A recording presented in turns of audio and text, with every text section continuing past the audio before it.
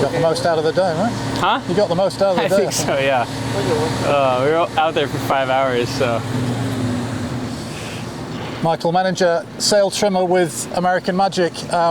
We were just talking, it looks like you got the most out of what could have been a tricky day. Yeah, I think so. I mean, it ended up for certain being a tricky day for us regardless, and we were on the water for 5 hours and just tried to get the most out of the day, like you said, and luckily enough the wind hung around enough for us, and we were able to get everything out of the day that we wanted to, so it was good. We saw a long delay towards the end of the session. Seems to be a lot of waiting around. Presumably there was an issue with the boat. Yeah, we can't really go into too many details, but you're exactly right. There were a couple things today inside the boat that weren't working perfectly, and the good news is at the end of the day we solved all the issues and we were able to sail, but by that time the wind kind of died off and we had to take the sails down and tow back home.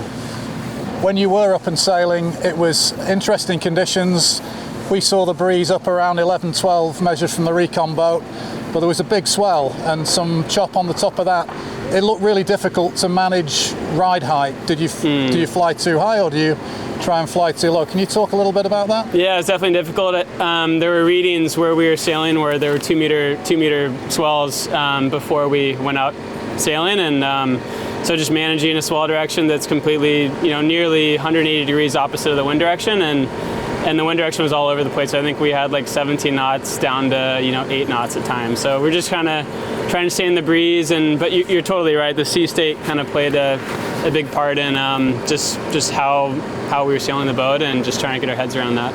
Is it a choice between flying too high and risking dropping off the foil, or flying too low and have to punch through the waves? Is that the decision? Yeah, I think so. I mean, just trying to see forward a little bit, anticipate what's coming next is always helpful. But like you're saying, I mean, you probably sailing a little bit more conservatively on a day like today is the way to race the boat. And certainly in those conditions, I mean, a forgiving, easy boat to sail would be a fast boat around a race course.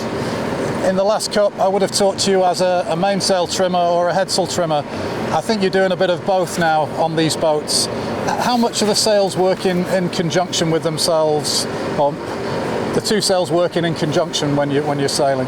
Yeah, I mean, that's something that we're, kind of questioning a bit as a team and trying to understand how that could be possible. And we definitely haven't found the answer yet, so we don't really know exactly how we will do it. But I mean, it's something we're discussing and we're trying to wrap our heads around, because there could be something there.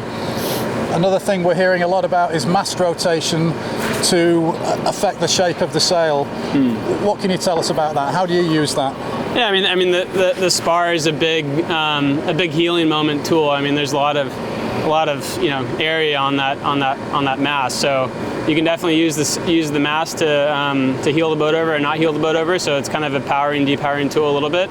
And then however you set up the battens and how they work with the mast too. I mean, it's no secret all the teams have a different system, and yeah, there's something there where you can.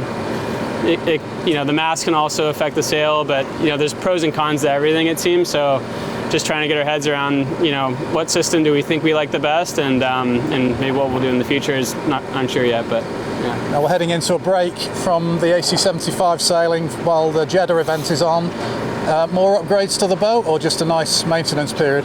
It's going to be a good maintenance period for the guys. I mean, yeah, there's definitely going to be some upgrades happening in the background while we're in Jeddah racing, and it's going to be good, I think, for the boat to have a week off and for the guys to get caught up. And we're looking forward to sailing Patriot again in 2 weeks' time. Fantastic, Michael. Thank you so much. Yeah.